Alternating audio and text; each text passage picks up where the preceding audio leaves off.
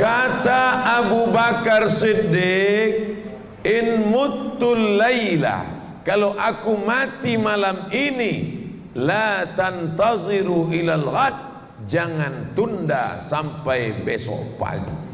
Apa maknanya? Cepat-cepat makamkan.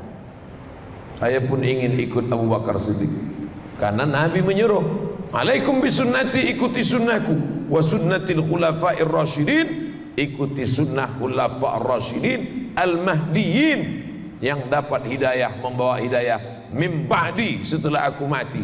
Khalifah-khalifah aku ini mesti kalian ikut. Maka di antara khalifah yang saya ikut adalah Abu Bakar Siddiq.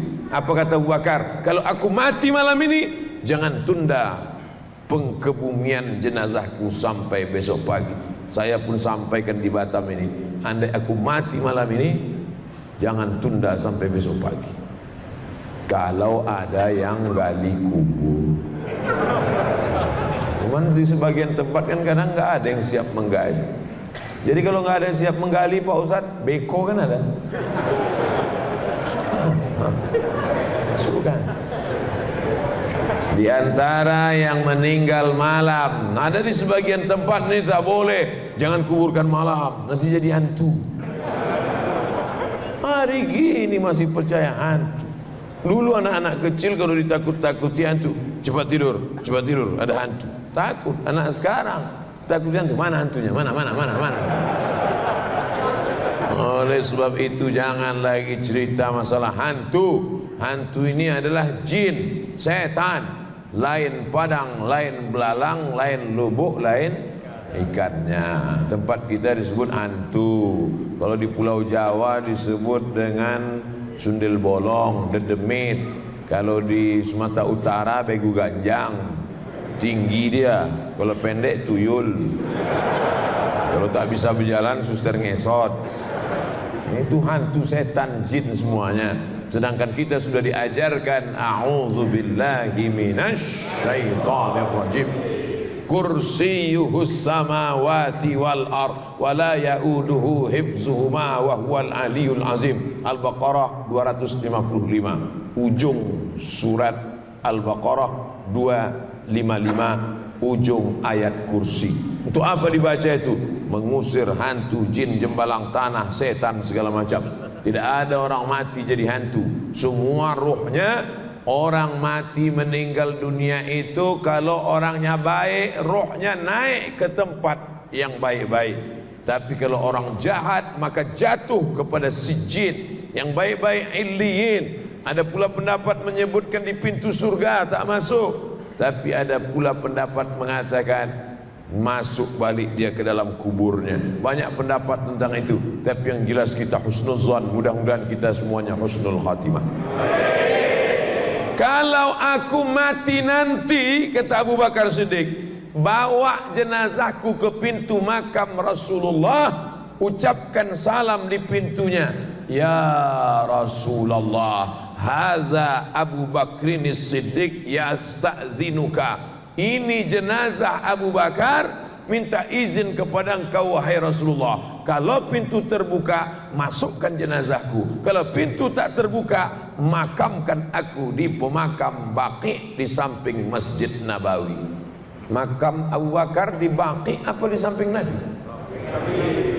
Macam tahu aja.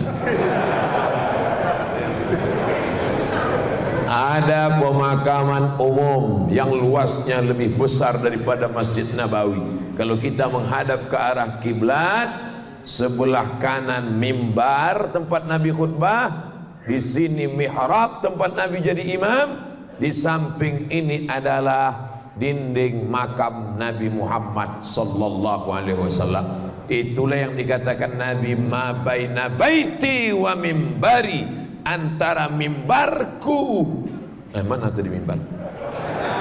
Antara mimbarku dan rumahku, raudhatun min riyadil jannah, taman-taman surga. Itu disebut dengan taman raudhah. Antara mimbar Nabi dan dinding makam Nabi 22 meter. Ke belakang 15 meter. 22 meter, 15 meter. Yang mau sholat di dalam 100 kloter. Makanya berdesak-desakan. Banyak orang di Taman Raudhah itu berdoa meleleh air mata. Ya Allah, ya Rabbi. Datang kawannya, kok nangis kenapa? Dari tadi tak dapat tempat. Sangka sedih kenapa doa, rumah lama tegak. Afrika itu tak mau pindah-pindah. Mau diusir dia tegap. Saudara yang dimuliakan Allah Subhanahu wa taala, nanti kalau aku mati, bawa jenazahku ke makam Nabi. Kalau pintunya terbuka, masukkan. Tapi kalau pintu tak terbuka, maka bawa jenazahku di Baqi. Pesan itu disampaikan dan dilaksanakan oleh sahabat-sahabat Nabi. Meninggal Abu Bakar Siddiq 2 malam, mereka langsung memandikannya, mengkafankannya, dan mereka bawa ke pintu makam Nabi sesuai dengan pesan wasiatnya. Assalamu alayka ya Rasulullah, hadza Abu Bakr Siddiq istazana. Ini Abu Bakar Siddiq minta izin. Apa yang terjadi? Saqatal quflu, jatuh gembok dari pintu makam Nabi. Terus terbuka. Allahu Akbar. Langsung dibawa ke dalam sesuai dengan pesannya. Apa maknanya? Di Jabal Sur dulu mereka berdua saat dikejar kafir Quraisy. Di Madinah 10 tahun bersama berjuang, dan sampai dikubur pun masih tetap juga berdekatan. Makanya kalau kita tegak di depan makam Abu Bakar, makam Rasulullah, assalamu alayka ya Rasulullah, assalamu alayka ya Abu Bakrin Siddiq, assalamu alayka ya Umar bin Khattab. Melangkah satu langkah. Pertama masuk makam Rasul dulu, assalamu alayka ya Rasulullah. Melangkah satu langkah, assalamu alayka ya Abu Bakrin Siddiq. Melangkah satu langkah, assalamu alayka ya Umar ibnul Khattab. Karena di dalam ada 3 makam. Mudah-mudahan persahabatan kita pun begini juga hendaknya, insyaallah. Di dunia kita bersahabat, di Batam kita berteman, sampai ke liang lahat pun kuburan kita dekat-dekatan, sampai dan nanti masuk ke pintu surga bersama dengan Nabi Muhammad sallallahu alaihi wasallam. Kira-kira bisa tak kita ni sama dengan Abu Bakar nanti? Oke, sekarang saya sebutkan kenapa Allah berikan Abu Bakar keutamaan yang begitu hebat. Pada saat hijrah pindah dari kota Makkah ke Madinah, Abu Bakar ni punya ayah namanya Abu Quhafah. Siapa namanya? Abu Quhafah. Ada tak orang Batam namanya Abu Quhafah? Tak ada. Kalau ada angkat tangan. Tak ada. Abu Quhafah ini benci betul dengan Nabi Muhammad SAW. Ayah Abu Bakar itu musuh Nabi Muhammad SAW. Maka begitu dia tahu anaknya itu pindah ke kota Madinah, lalu kemudian dia pun bertanya kepada cucunya. Nama cucunya anak Abu Bakar adalah Asma.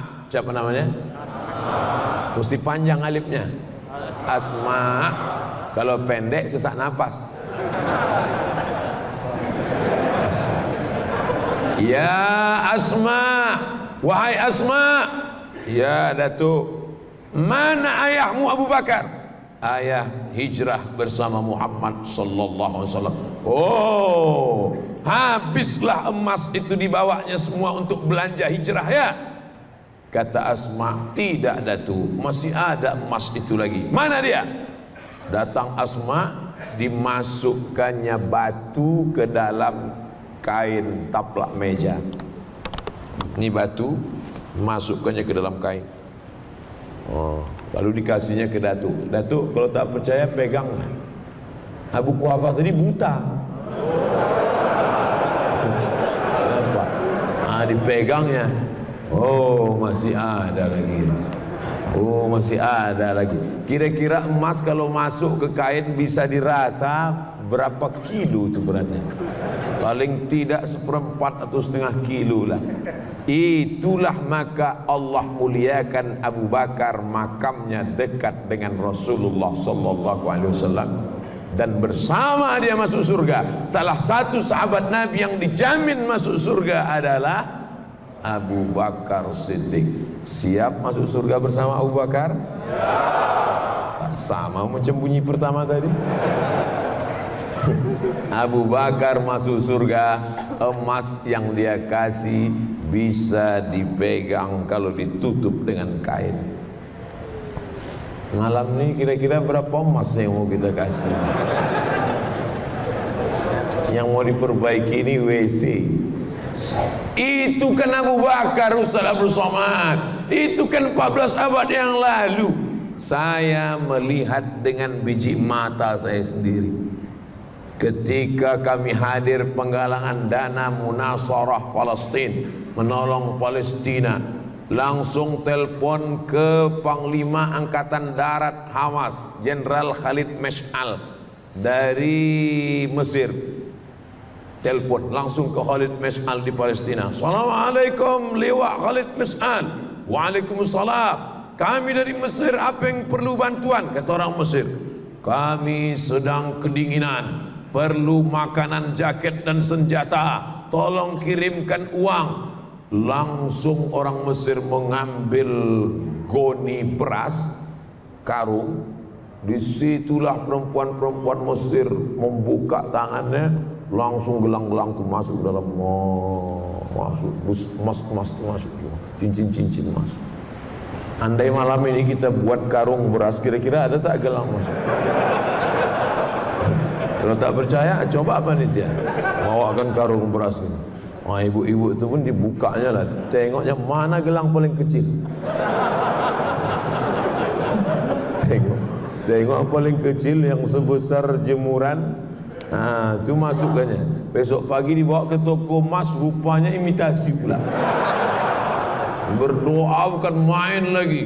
Masukkan aku ke dalam surga bersama Abu Bakar Siddiq, ya Allah. Kata Abu Bakar, kau mau masuk sama aku? Imanmu gombal. Imanmu hanya di tepi mulut, di ujung bibir saja.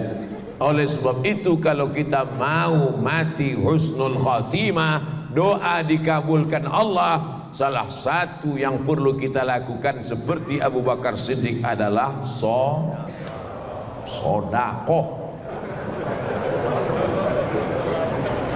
Siap bersodakoh?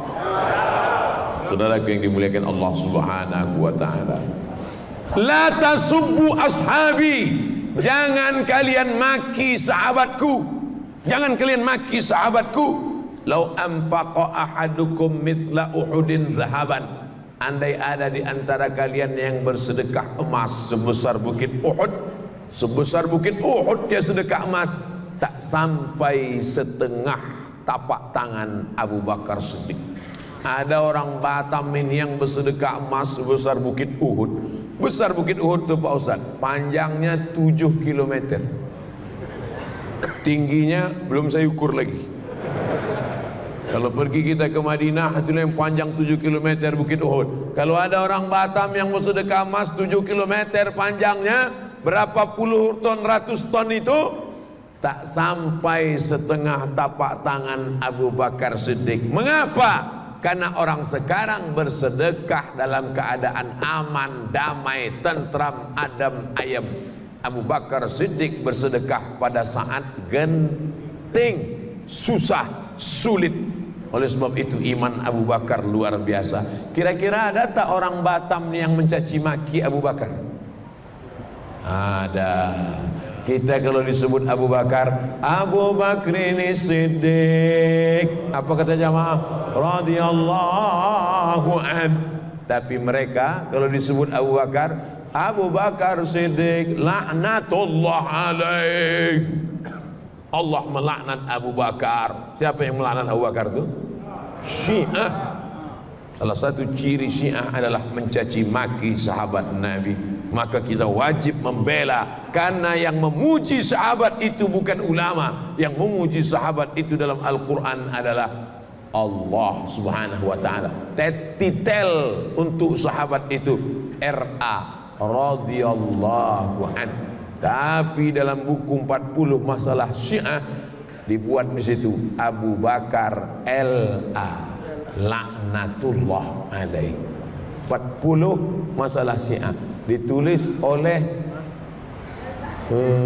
cari aja lah di internet, cari bukunya 40 masalah Syiah. Saudara yang dimuliakan Allah Subhanahu wa taala, ini Abu Bakar Siddiq radhiyallahu anhu.